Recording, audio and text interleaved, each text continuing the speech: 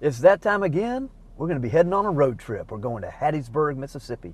Population 47,000 people. We're going to be talking to two particular folks. One's going to be David Frost, who comes through town. He's from South Africa. We're going to discover what God's doing in his life.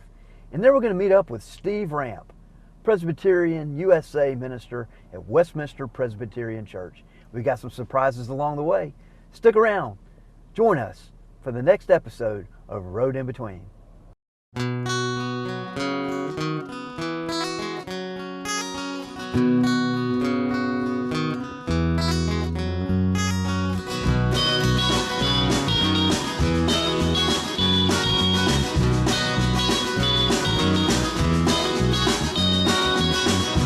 Thoughts keep running through my head as I walk this road with nothing ahead. The sun beams down on my face as I walk this road that leads to amazing grace. Today I want to introduce you to David Frost. David Frost is a professional golfer on the PGA Tour. Now he's on the Champions Tour.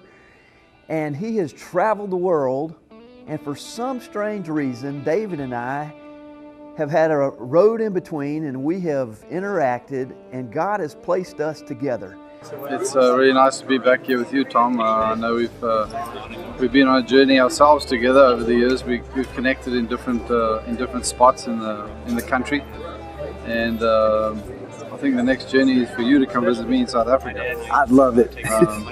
David grew up in South Africa. He's been a Presbyterian all his life. He's had a faith journey that does not have a lot of dynamic experiences. He kind of grew up in the faith.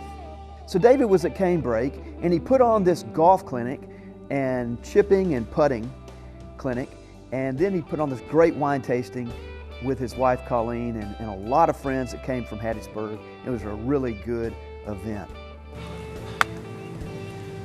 So the club faces the ball. You don't open it, because now once you've opened it, you're going to outrun the club, and then you're going to get stuck behind it. Oh, I bet he will. So look, are you going to just stand there, or are you going to grab a glass of wine? We would love to. Absolutely.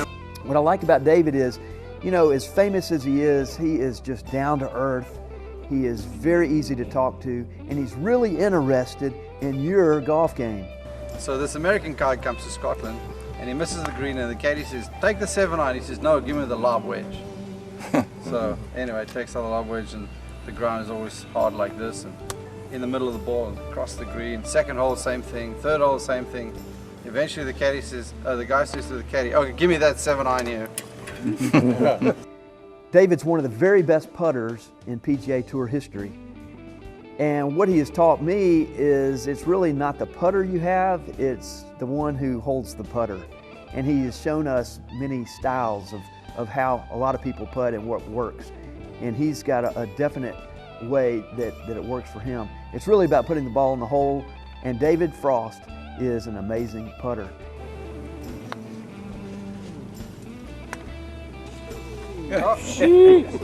Must have been a mistake. Nobody makes that go putt. past that one. All right, so you see how perpendicular my putter is?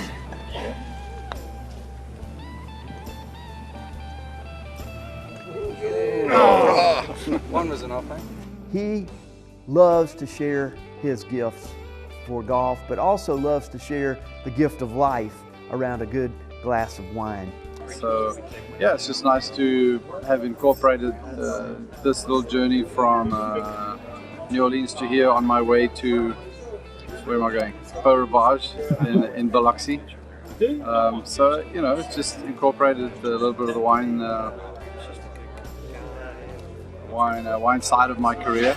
What's interesting about David, he's not only a professional golfer, and he's set all kinds of records. He has the lowest round of golf at the old course at St. Andrews. He's won 10 professional tournaments.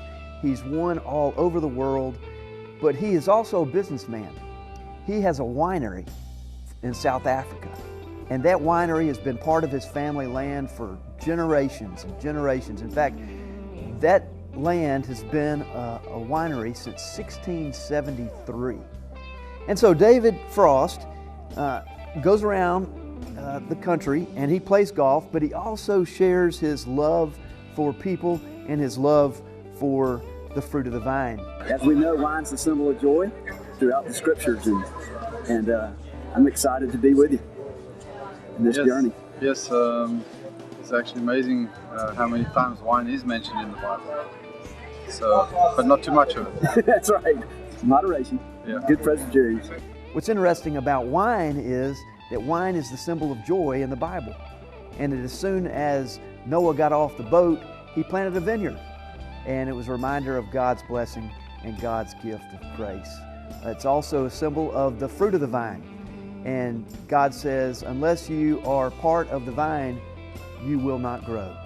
It's also a reminder of joy. And wine represents that. His very first miracle Jesus performed, he turned water into wine. He took muddy water and he made Merlot, and it was the very best. David, for me, represents a lot of people in their faith journey. They are steady, they are faithful, they are honest, they are good people. And faith is a part of who he is. I went to his wedding down in West Palm Beach, Florida, a number of years ago, and Paige and I were invited into this small wedding, and we looked around and all these professional golfers that we'd seen on TV were there. And it was then that we realized what a great friend David is. He married a beautiful woman named Colleen, and together they are traveling the world, and they're modeling for us new beginnings and a beautiful marriage. You see, David understands what faith is really about. It's about the table. It's about sharing the gifts of bread and wine and enjoying one another's fellowship, and also celebrating not only in the low points of life, but then being able to celebrate in the good times. That's what David Frost has done for me, and I love sharing his stories with you as well as his gifts of golf. Stick around, we'll be right back. John O'Neill Johnson Toyota has been serving customers for over 20 years with integrity, honesty, and value. We want to thank you, our customers, for helping us win so many awards. Now we're #1 in Gulf States Toyota for market share 2 years in a row. Multiple winner of Toyota's President Award and 6-time Gold Dealer recognition.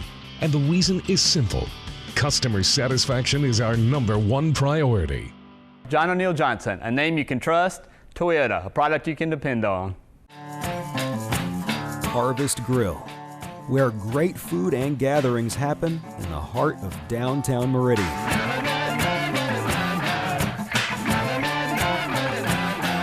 Open for lunch and dinner, Tuesday through Saturday. Come dine with us and experience traditional recipes with a fresh, surprising new flavor.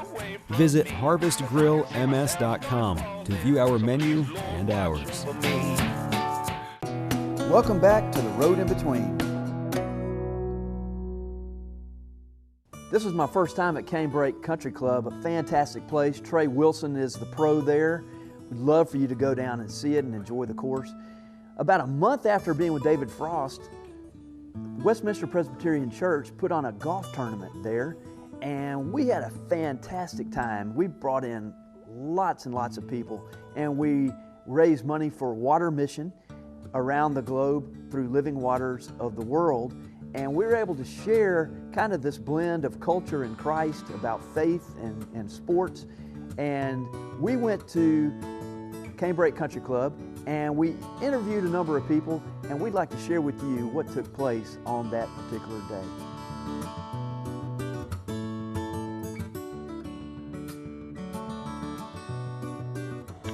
We are here with 3 missionaries at Canebrake Country Club of all places because they are active in Living Waters Mission. Tell us about that. We've got Eric and Karen and Lee. Tell us about your mission and how God called you into it. Okay. It's a worldwide mission to supply clean water to the people that need it. It started in Mississippi, we're proud to say, and now it's an international mission with 790 installations worldwide. In El Salvador, where we go, we have 17. It's a non-denominational ministry, but it is started by the Presbyterian Church. How do you get involved? The biggest way I know to get involved is ask God, what can I do? And this is a strange mixture of missionary and just helping people. We train them how to put a water system in. We don't dig wells, we use available water. We teach them how to manage it, put it together, educate them on the use of the water, and we sign a covenant with them for 3 years. So they're not left alone. We go back and make sure, for instance, the 790 that we have worldwide, no drips, no runs, no errors. They all function or in a functioning mode. So how about that? Well, Karen and Eric, what about you? How did y'all get involved? Well, we got involved through Westminster Presbyterian. Of course, we learned more about the water mission and have gone through the official training arm, Clean Water University. Then we had the opportunity to go on a trip with Lee's church as well as Trinity Presbyterian in Starkville this past March. So we followed the experts. We went along. There were 8 of us, and we visited sites who need clean water, and then we visited some of their existing installations. We met the people. We heard their needs, and it is a true need. They have most of the water in El Salvador and some of the other Central American countries is just not clean. It's not healthy for consumption. And so, as Lee mentioned, we help them take their existing water source and make it healthy. All God's children need healthy water. I think that's one of the unique aspects of our mission is the fact that we're a consortium, if you will, of 3 different Presbyterian churches here in Mississippi, forming one big team to accomplish what we all feel is God's directive to bring clean water to the people of El Salvador. And it's an absolute delight to work with Lee and Tom up in Starkville and all the other people involved. So the proceeds from today's tournament will go directly to help our upcoming trips. We hope to make a trip in December and then go back in March for 2 installations. And so our in-country coordinator is working hard on the scenes to make sure everything is lined up so that when we get back in country, we won't have any downtime. We'll get the ground running.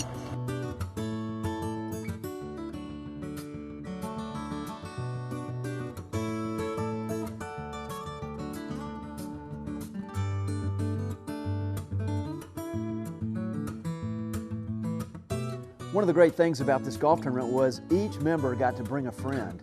It's a great outreach. It's a great way to show people that the church is really more than a building. It's about people. And the people just like we are. People who are struggling, people who are celebrating. And it's that blend of living between hope and hopelessness, or hope and suffering. And there were a lot of storylines that were there that day. You know, that's what I love about sharing the missionscape model of how we can blend our faith out in culture, and golf is a great way to do that. It's a terrific time for us to be outside, to enjoy nature and to see God's beauty. You know, most of the time when you go to a golf course, you want to avoid water at all costs. It's the hazard that once you hit it in the water, you can't retrieve it. Brim, 3, Opie Taylor. Yes. You can play that. Tell us about it. Tell us about a missionscape. Well, I decided to go fishing for today and walk with Jesus and walk to the water. Water in the Bible really is the gift of life. And as we come through the birth waters of creation, as Israel went through the Red Sea and were baptized in a way, getting away from Pharaoh, and then Jesus turning water into wine, it's a beautiful reminder that God uses nature to show God's beautiful and loving spirit. When we come back, we're going to take a look at the theology of this journey of life through the sacraments. We're going to be with Reverend Steve Ramp, who is preparing to retire from Westminster Presbyterian Church, and he's going to be sharing with us a reflection upon his ministry. Stick around, we'll be right back. What's in a letter? If you're Mitchell Signs and Imprints, one letter means everything, and it's in the name. Mississippi Meridian. Mitchell Signs, Imprints. Two companies that help you reach your clients, whether it's big or small. And just like the name says, Mitchell Signs and Imprints are local. Meridian people, Mississippi pride. From quality signs to the perfect promotional product, see why Mitchell Signs and Imprints have been earning Mississippi's trust for more than 100 years. Check them out on Facebook for special deals and more information. Vision, quality, experience. Glass Incorporated's expert glaziers can handle single window panes to entire high-rise buildings.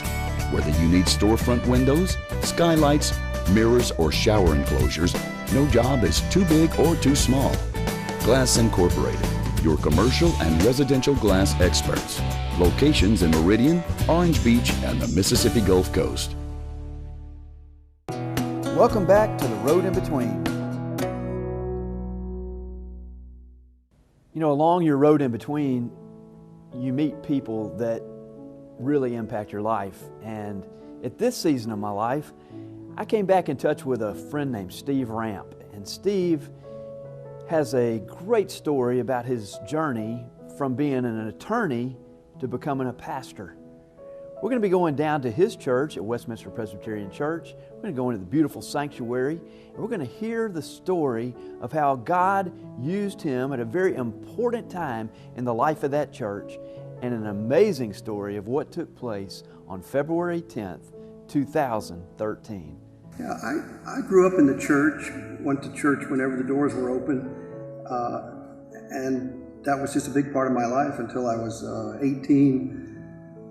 Graduated from high school, went off to college, and at that point, like a lot of other people, I sort of drifted away, and I studied philosophy, and I began to look at all kinds of options and alternatives to faith, and took a break from my Presbyterian roots.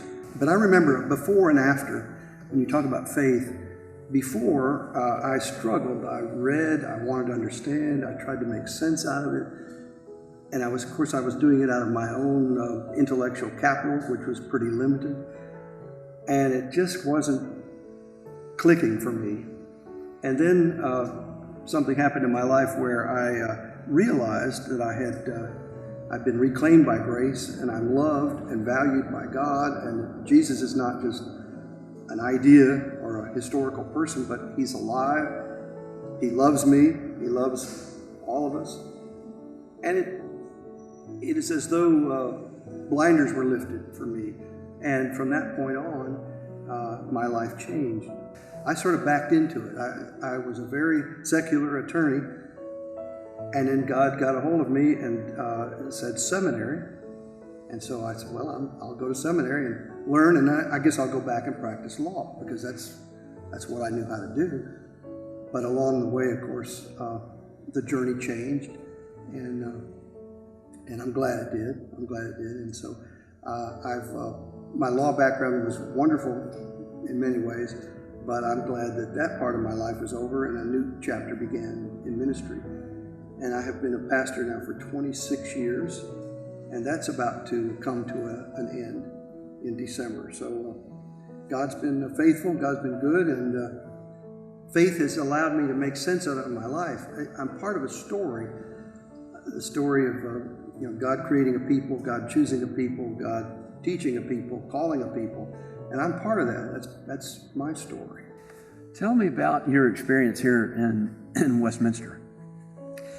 Well, I came here in 2003, and I decided I'm not going to do anything except love these people and get to know them. And I'll just see what God is up to.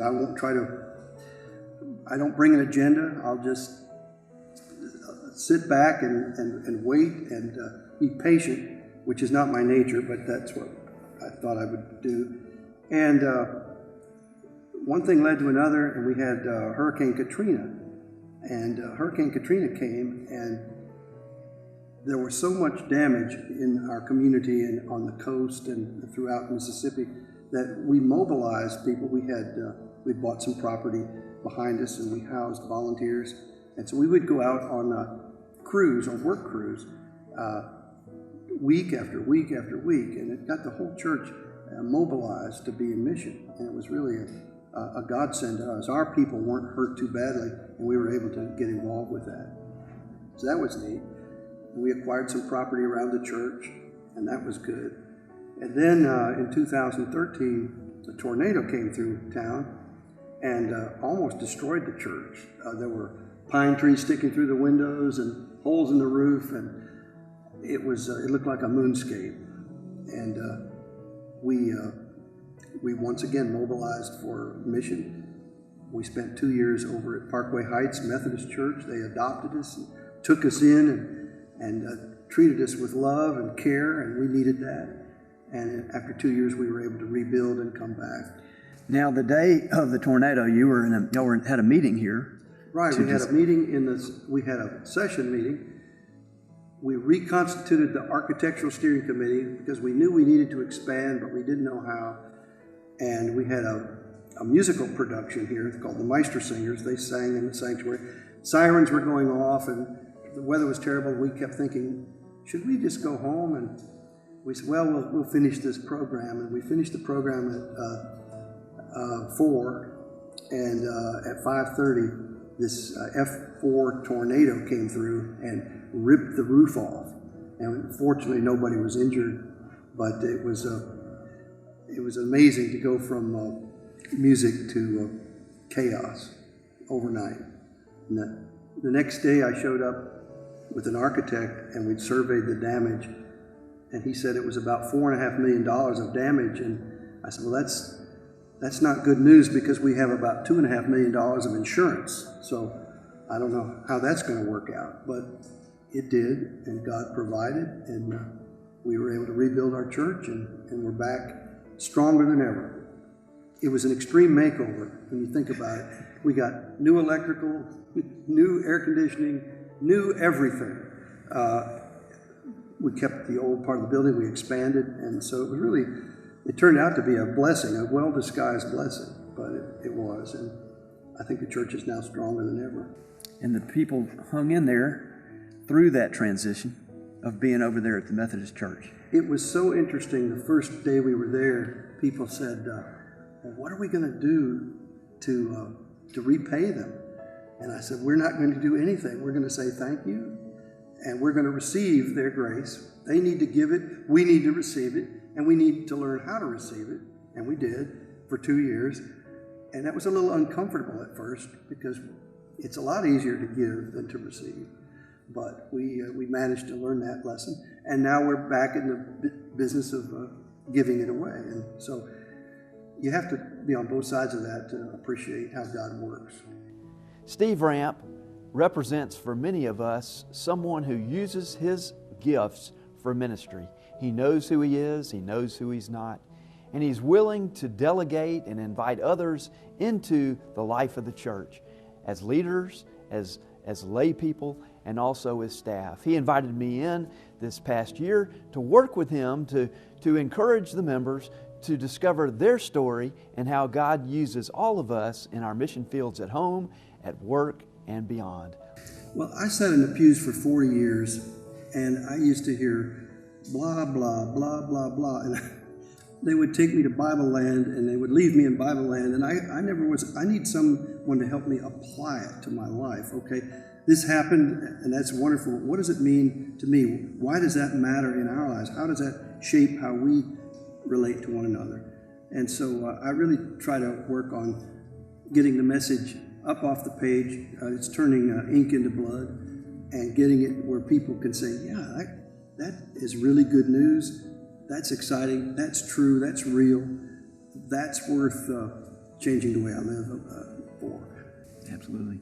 Well, you've done a really good job of delegating, recognizing your strengths for ministry, and then sharing the other parts of ministry with those who have those gifts. Well, I would not do well in a very large church, I don't think, because you'd have to be so keyed to administration. But I love it when ministry breaks out in a church, and I have nothing to do with it. It's somebody gets an idea and they say, can we do that? I'll say, absolutely, go for it. How can I help you?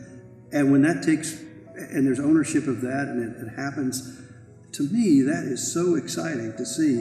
And that's what I want. I want to help equip people and encourage people to live out their faith the way God calls them to. You know, when you go through the storms of life, you wonder, why did this happen to me? And then you discover that even through tough times, even through bad times, all things work together for good for those who love God, those called according to His purpose. And so it really is an opportunity for people to, once they get over the shock and the anger and the denial and all of the part of grief and loss, then what? And how can groups come together to rebuild? What amazes me about Steve Ramp is he was able to keep the core of who he was, even through not only the storm that happened at the church, but also the reality that his wife was diagnosed with Parkinson's disease. And he invited me in to help with the last year of his ministry at Westminster Presbyterian. What a great honor that was. And they really modeled for us how to grow in their marriage and how to continue to be a leader even through disease and adversity. You know, when you think about the storms of your life and Jesus coming to still the storms, oftentimes it doesn't happen automatic, but it takes a long time. We're reminded of the fact that God loves us through the storms. In fact, He created the world while the world was still chaotic and dark and void, and He hovered over the waters and He said, "Let there be light." And so if you're struggling with a storm in your life, don't give up. Know that God is hovering over you now, and He's ready to create anew, rebuild, restore, and bring you back to life. Road in Between is brought to you by John O'Neill Johnson Motor Company, Glass Incorporated, Construction Services, Archer Architecture, Bench Warmers Sports Grill, HH Production, Cooper Construction, Harvest Grill, Marcello Cranes, Mitchell Signs, Imprints, Modern Outfitters, Mississippi Beverage and Water, Nationwide Insurance, Woodstock Furniture. And as we close, I'm reminded here at Grace Fellowship Baptist Church of the cross that is behind me. And it reminds us that it is the great plus sign that God stretched out His arms and He said, "I love you to the end."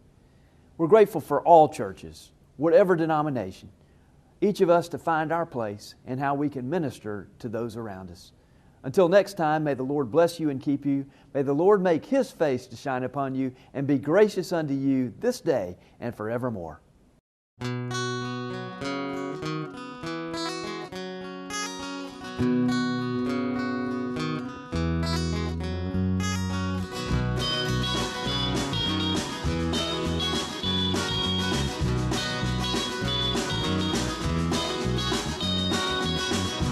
Thoughts keep running through my head as I walk this road with nothing ahead.